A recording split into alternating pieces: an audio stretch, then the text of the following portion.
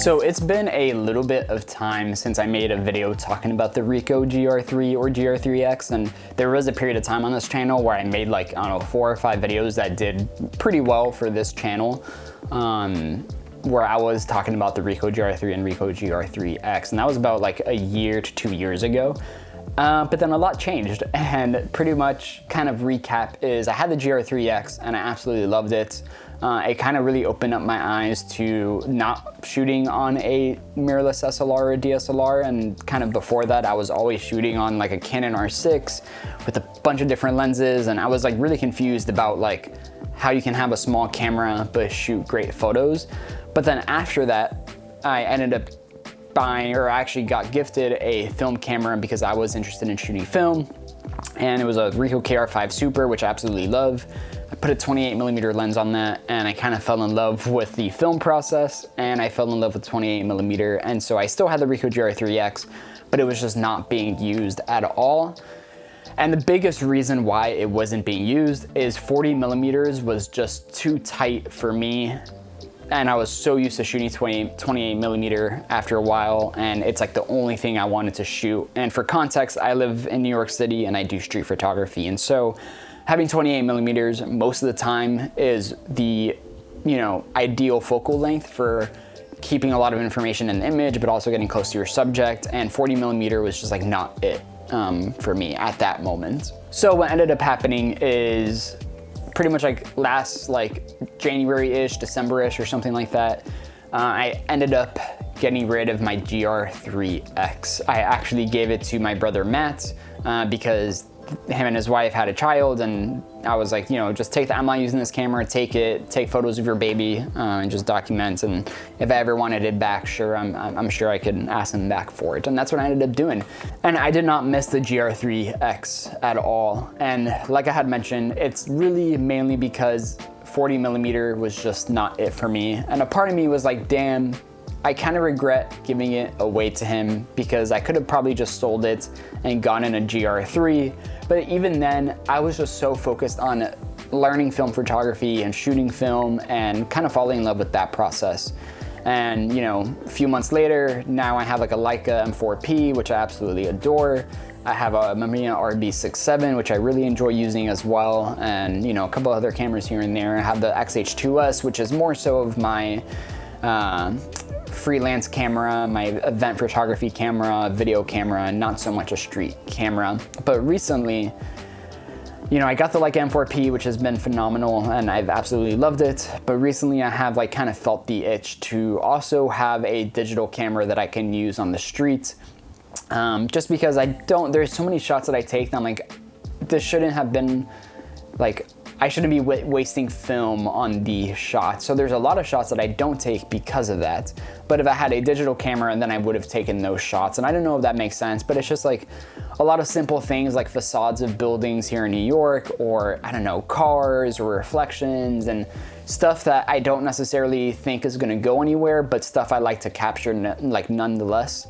And so I kind of regretted selling my GR3X or getting rid of my GR3X. And before you ask me like why I don't use the XH2S to shoot street, really the main thing is that it's just too big. And when I'm shooting with this camera, I'm not thinking in street photography ways. And I'm just like, I don't feel inspired or connected when I use this camera for street photography. I know it's like stupid because it's a great camera, but it's honestly just too big, especially because most of the time when I'm out shooting, I want to have my Leica or like any film camera with me while I'm shooting, and the digital camera is more so like the sidekick, and this camera is like too big to be the sidekick. So I regretted getting rid of the GR3X, but I was just in Miami a few days ago last week, and I asked my brother, hey, are you using the GR3X? And he told me like, no, not really. And so I asked him, hey, can I have it back? And we're back.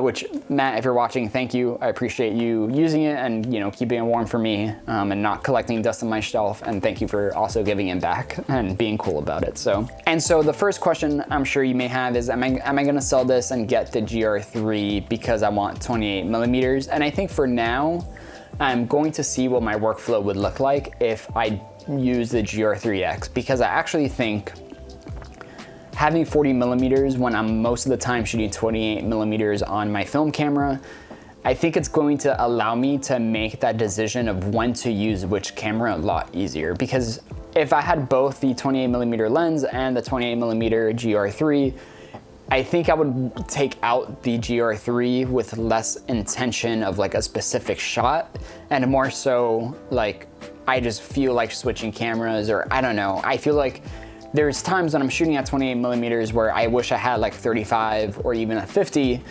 So, you know, having a 40mm in my pocket or on a strap or whatever just with me is going to be nice as like a backup camera. It's kind of like having another lens with me. And so for now, I'm gonna see what the workflow looks like with the GR3X next to my M4P with a 28mm. If I find myself not enjoying that process, then I will probably end up selling this or trading it and getting a GR3. And I would like to get the GR3 HDF version, but they've been like sold out everywhere and I haven't been able to find one used for a good price. And so for now, GR3X 40mm is going to be my sidekick. The other thing I was thinking about doing is picking up a digital Leica. And the main reason why is I've truly loved shooting with a rangefinder, and I love the M4P, and it would just make so much sense for me to have a digital Leica. When I want to shoot digital, then I could just have the same experience. But I think for me now, here in New York, I'd rather just be shooting film and shooting on the M4P as like my primary A camera that I take with me when I'm out like shooting, you know? And if I had a digital Leica, I was looking at either getting like an older 240 or 242 or whatever, because like they're a bit cheaper, or going with the M10, because those are also cheaper obviously than the M11s, and I would probably sell the GR3X to put towards that, and it is still expensive. And so I think for the price, I don't think it's worth it for me right now. And I think what would also happen is then on a daily basis, I'm kind of going to have a struggle of which camera do I want to use as like my A camera. And probably I would use a 28mm lens on both cameras, or like a 35 and a 28. And I think it would just make kind of like the day-to-day decision making, and like even when I'm on the street, of which camera I want to use, it just wouldn't make sense for me right now. As much as I would love a digital M camera, I just don't think it's probably what's best for me right now. It's probably gonna create more complications than solve anything. So I was even looking at like getting like an X Pro, or like a more of like a rangefinder style like Fuji camera, like an X Pro. I was even looking at the X Pro ones, but because they are so cheap. But I still think that like it just doesn't make sense when I could just have a Ricoh GR kind of be in my pocket, or being my little messenger in my little sling bag, or even around my neck on a very thin strap. And this is like the perfect B cam to the Leica, without being too overbearing and without having to make that like decision of like, do I want to carry 2 full bodies with me today? I don't have to think about that, because this guy like is just so small. And so that's like the biggest benefit to this camera. Sure, it kind of like, I'm so used to like the rangefinder and manual focusing now and all of that, you know, it's not quite the same with this. So the shooting style is just very different, but I still think that it'll be fun for me to come back to using this camera and see how I can put it into my workflow. And so that is a lot of gear talk, and I do not really apologize because I don't care, but I know I've been doing a lot of gear stuff lately. So just to recap, I sold the Ricoh GR3X, or sorry, I didn't sell the Ricoh GR3X. I got rid of it.